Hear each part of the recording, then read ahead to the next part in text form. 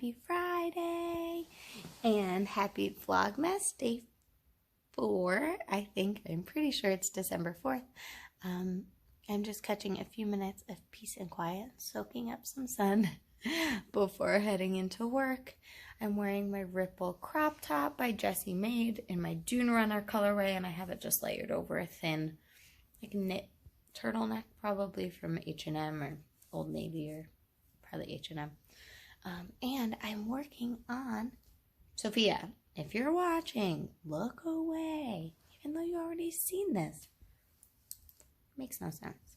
Anyway, I'm working on the sleeve of the sweater. Look how much I got done yesterday. I did this pretty much in 3 days, so I've gotten about 4 or 5 inches done a day, and I'm ready to start the decreases, which is going to be really fun because this is such a big sleeve. The decreases are actually done differently than I've ever done them. I've only ever done knit 2, knit 2, knit 1, knit 2, knit 1 maybe, because it hasn't been this many stitches. And so this is almost like a crown decrease for like a hat, I think. It's paid for a pattern, so I'm not going to give you all the details, but that's what it's looking like. So I'm excited to see how that goes.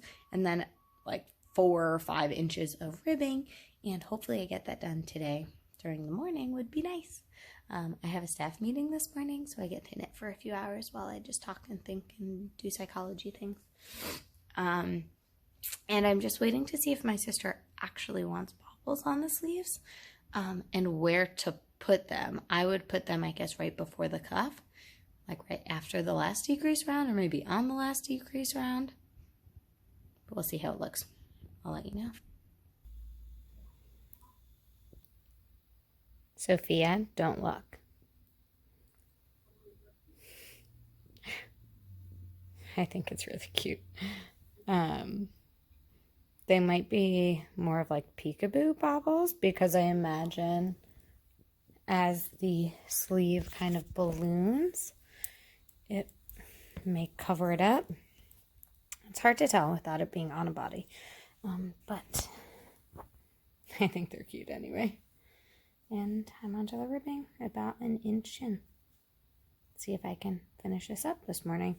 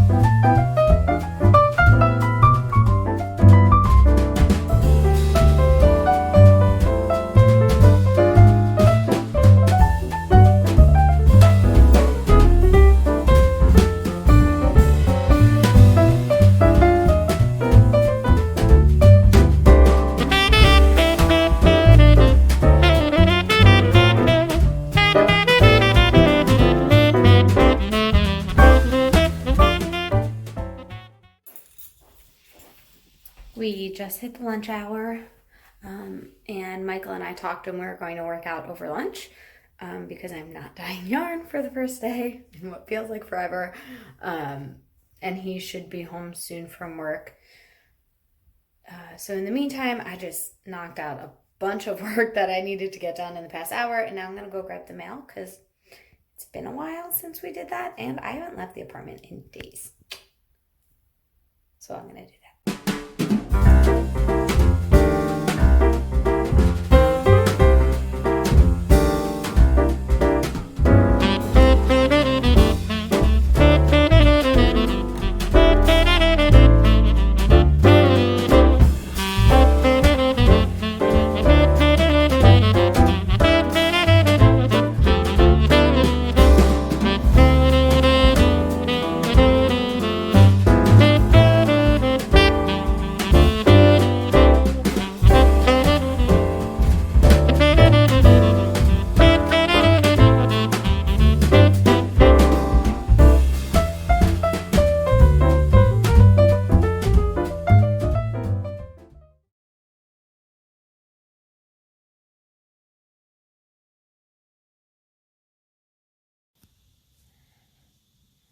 I just finished working out by myself.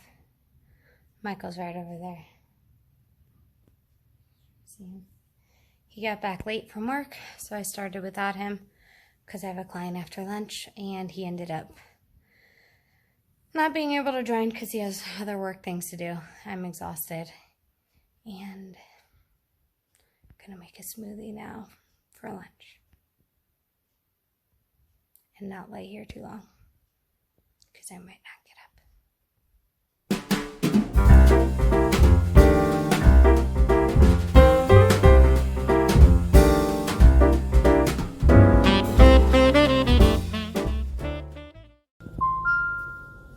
Hello, I'm in the car waiting for Michael, who's right there, and we are going to pick up a Christmas tree. But first we have to go get lights and a tree skirt, and what else do we need? Ornaments. Yep. I'm all bundled up. I found your fade.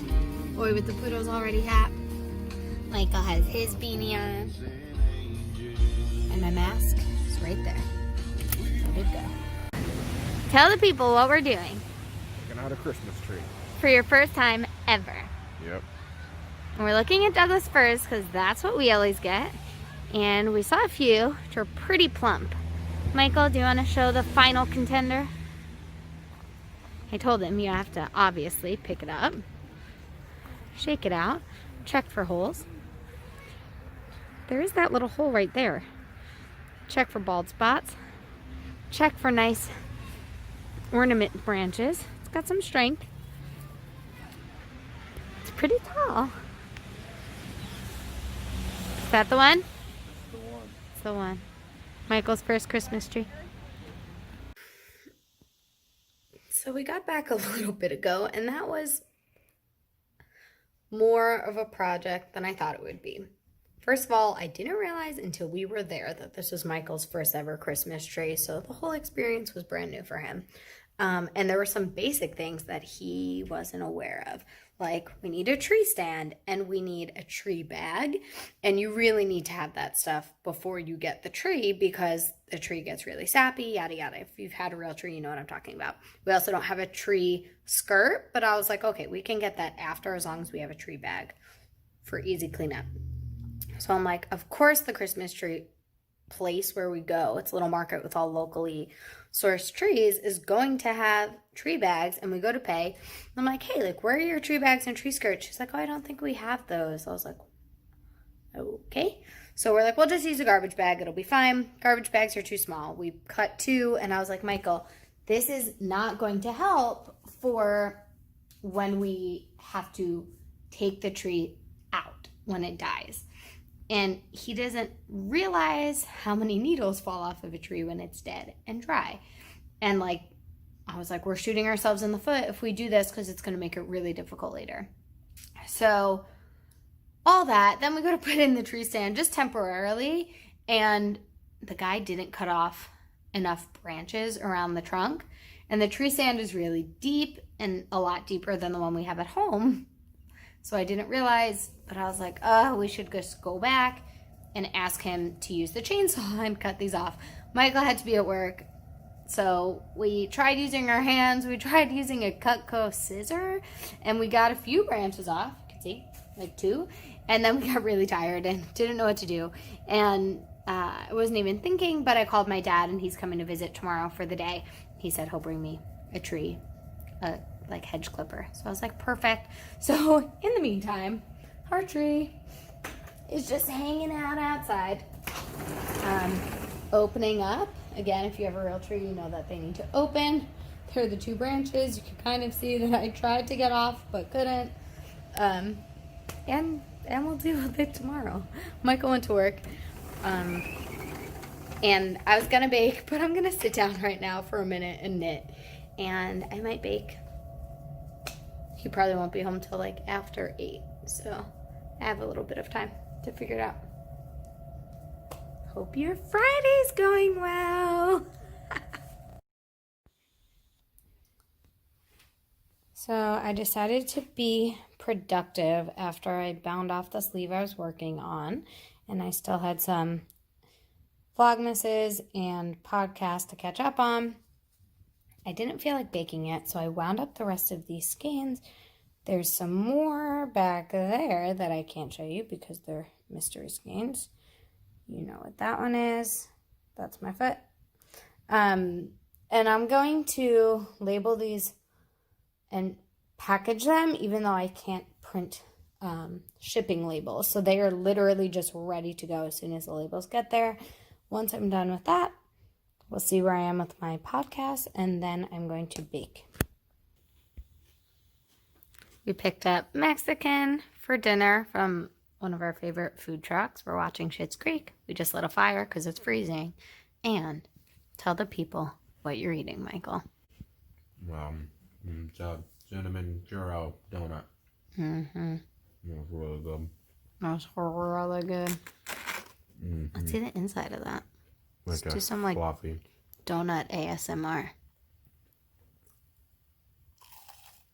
Oh, wow. It's so crispy. It's so fluffy.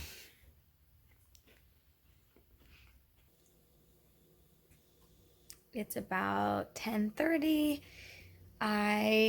Since we spoke, I woven my ends for my gingerbread house Oi with the Poodles sock, plural.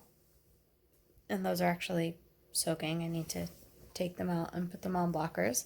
I picked up stitches for the second sleeve on the sweater, which would be nice if I could finish it this weekend. I caught up on Vlogmases that I'm following. Michael is right over there doing homework. Not homework, but doing work. And I don't know if we're going to watch a Christmas movie. Michael, are we going to watch something, or you're busy? I don't know. We'll have to see. We'll see. But I'm going to close out for the night and say goodnight, edit this, and get it up. And I will see you tomorrow. Happy knitting. I hope that's what you're doing.